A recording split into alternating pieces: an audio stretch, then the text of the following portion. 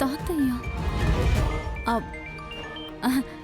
తాతయ్య ఎలా ఉన్నావమ్మా? నాకేంటి తాతయ్య, చాలా బాగున్నాను. గోపాల్ ఎలా ఉన్నాడమ్మా? ఆయన కూడా బాగున్నారు తాతయ్య, నన్ను బాగా చూసుకుంటున్నారు.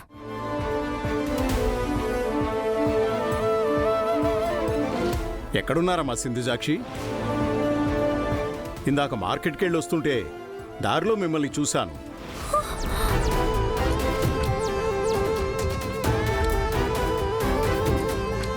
మీ నాన్నమ్మకి చెప్తేనేమో అది మీరు కాదు అంటోంది. సరే, ఎవరినో చూసి మీరే అనుకున్నానేమో అని ఇంటికొచ్చేశాను. ఇంటికొచ్చాక శ్రీలక్ష్మికి విషయం చెప్తే తను కూడా మిమ్మల్ని చూశాను అని చెప్తోంది.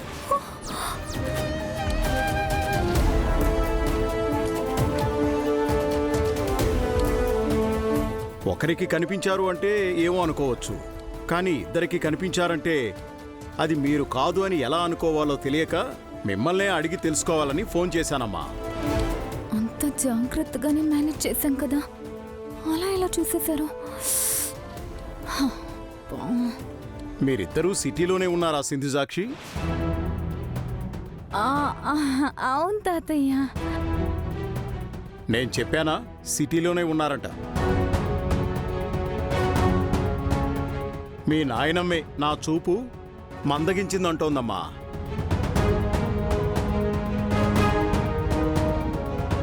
మాతో ఒక్క మాట కూడా చెప్పకుండా సిటీకి రావడం ఏంటమ్మా? సిటీకి వచ్చి ఇంటికి కూడా రాకపోవడం ఏంటి?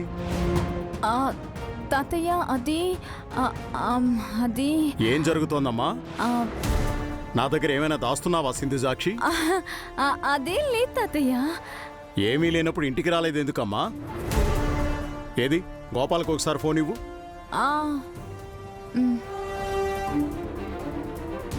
పెద్దయ్య, ఏమైంది గోపి? ఇంటికి రాకుండా సిటీలో ఏం చేస్తున్నారు? మీరు కంగారు పడాల్సిందేం లేదు తాతయ్య. నన్ను సింధుజాక్షిని అమ్మ హనీమూన్ కోసమని సిటీకి పంపించింది. హనీమూన్కి వస్తే మాత్రం ఇంటికి రాకూడదా గోపాల్?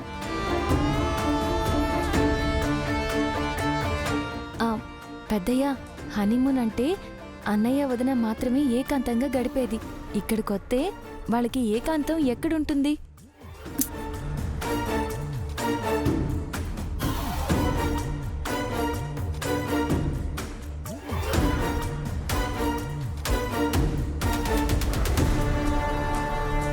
ఆరు నెలల్లో ఆస్ట్రేలియా వెళ్ళిపోతానని చెప్పిన సింధు హనీమూన్కి రావడం ఏంటి?